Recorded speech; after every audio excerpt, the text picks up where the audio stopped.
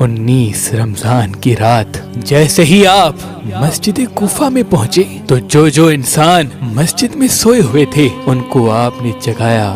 ان میں آپ کا قاتل عبد الرحمن ابن ملجم بھی تھا۔ اس نے جیسے ہی امام علی علیہ السلام کو دیکھا تو امام علی علیہ السلام نے فرمایا، فجر کے وقت اللہ کے گھر میں سونا اللہ کو پسند نہیں، اٹھو اور اپنے فعل کو انجام دو۔ یہ کہہ کے آپ محراب کی طرف روانہ ہو گئے اور اذان دینے لگے۔ آپ کی آخری اذان جیسے ہی کوفے کی گلیوں میں گونجی تو ایک کوہرام برپا ہو گیا۔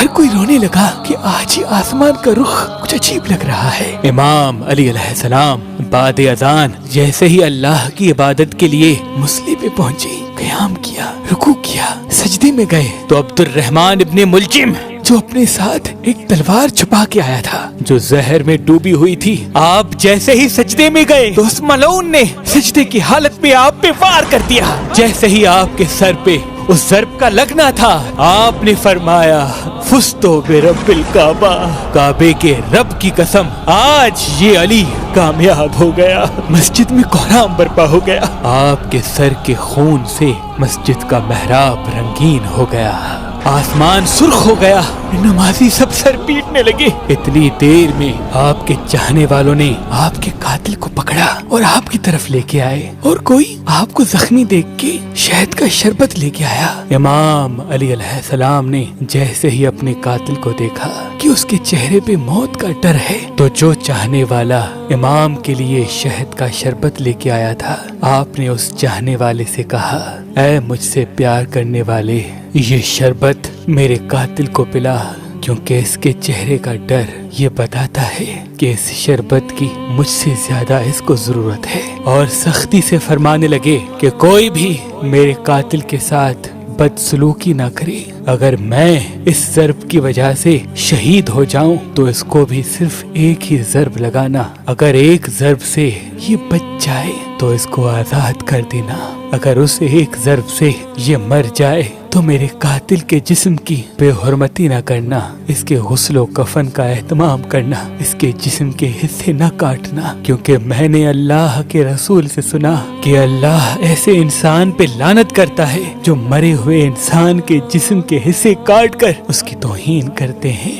پھر آپ فرمانے لگے، حسن آؤ نماز پڑھاؤ۔ امام حسن علیہ السلام نے نماز فجر پڑھائی اور پھر امام علی علیہ السلام کو اپنے گھر کی طرف لے کے جانے لگے۔ آپ کے مقدس خون سے آپ کی سفید داڑھی سرخ ہو چکی تھی اور زہر میں ڈوبی ہوئی تلوار کا زہر آپ کے جسم میں پھیلنے لگا تھا۔ امام علی علیہ السلام جیسے ہی اپنے چاہنے والوں کے ساتھ اپنے گھر کے قریب پہنچے تو آپ نے فرمایا، عباس، حسن، حسین، میرے چاہنے والوں کو کہو کہ یہیں سے واپس چلے جائیں، کیونکہ میرے ضرب لگنے کی خبر میرے گھر پہلے پہنچ چکی ہے۔ میں نہیں چاہتا کہ میرے بیٹیوں کے رونے کی آواز میرے چاہنے والوں کے کانوں تک پہنچے۔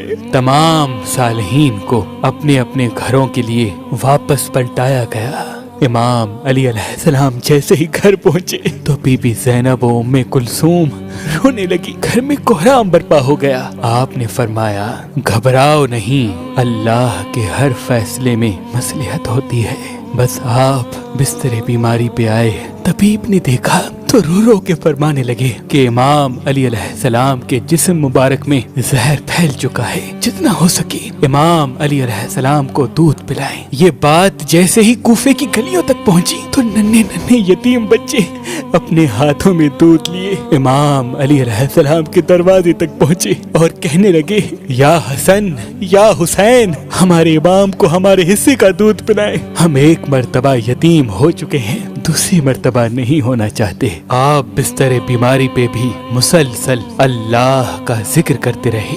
جیسے ہی 19 کا دن گزرا اور 20 رمضان کی رات آئی، آپ نے فرمایا کہ اب میرے حجرے میں کوئی بھی نہیں آئے، کیونکہ اس دنیا کے جنات میری زیارت کو آنے ہیں۔ جب 20 رمضان کا دن طلوع ہوا تو آپ نے فرمایا، حسن جاؤ میرے چاہنے والوں کو بلاؤ۔ جیسے ہی آپ کے چاہنے والے آپ کے قریب پہنچے وہ دیکھیں امام علی علیہ السلام کا چہرہ مبارک پورے جسم میں زہر پھیلنے کی وجہ سے زرد ہو چکا ہے۔ آپ نے فرمایا، پوچھو آج بھی علی تمہارے ساتھ ہے؟ میں زمین کے رستوں سے زیادہ آسمانوں کے رستے جانتا ہوں. پوچھ لو، کیونکہ جب تم اپنی آنکھوں سے مجھے نہیں دیکھ پاؤ گے تو بار بار پچھتاؤ گے کہ کاش کچھ اور پوچھ لیتے.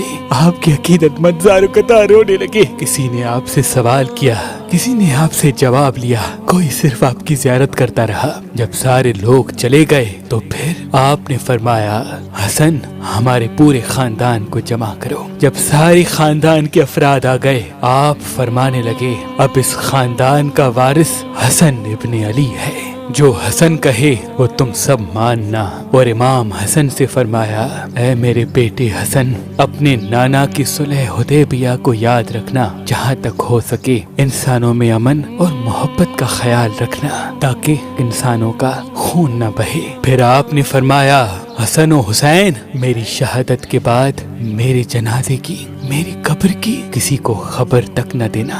میرا جنازہ اونٹنی پہ رکھ دینا. پیچھے سے حسن و حسین تم اٹھانا، آگے سے جبرائیل و میکائیل اٹھائیں گے، کیونکہ مجھے پتا ہے کہ اللہ کے دین کے دشمن میری شہادت کے بعد یہ چاہیں گے کہ اس علی کی قبر کو کھود کر علی کے جنازے کی توہین کریں. میری قبر پہلے سے بنی ہوگی، جہاں وہ اونٹنی رکے وہاں مجھے تدفین کر دینا. اور یہ بات کسی کو نہ بتانا تب تک جب تک اللہ خود ظاہر نہ کرے.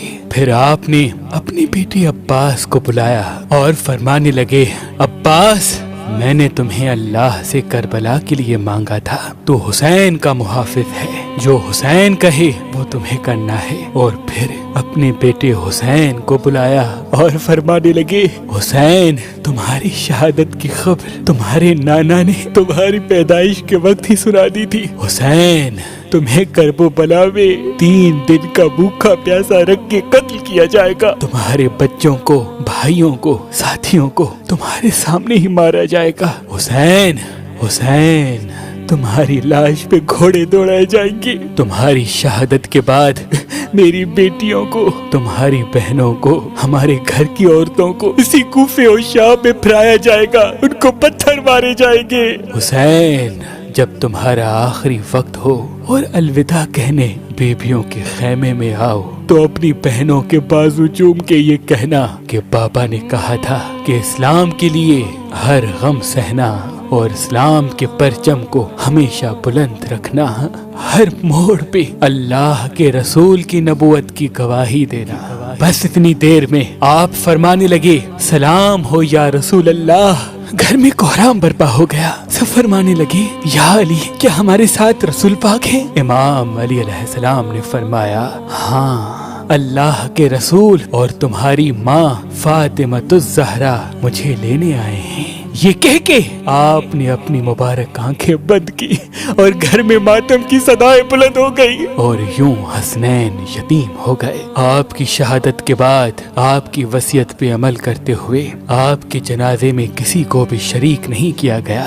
آپ کا جنازہ پیچھے سے حسن و حسین نے جیسے اٹھایا تو آگے سے جبرائیل و میکائیل اٹھانے لگے اور ایک نورانی اونٹنی پہ سوار کر دیا. حسن و حسین جبرائیل و میکائیل کے علاوہ کسی کو خبر تک نہیں خاموشی سے اس اٹھنی کے پیچھے چل ہی رہے تھے کہ جیسے ہی کوفے سے تھوڑا سا آگے گئے ایک چمکیلے پتھر پہ وہ اونٹنی رک گئی. اس پتھر کو ہٹایا گیا تو وہاں ایک قبر پہلے سے ہی بنی ہوئی تھی اور اس پہ لکھا ہوا تھا کہ یہ قبر اللہ کے نبی نوح نجی اللہ نے بنائی ہے، اللہ کے اس ولی علی کے لیے جس کے صدقے میری کشتی کو نجات ملی.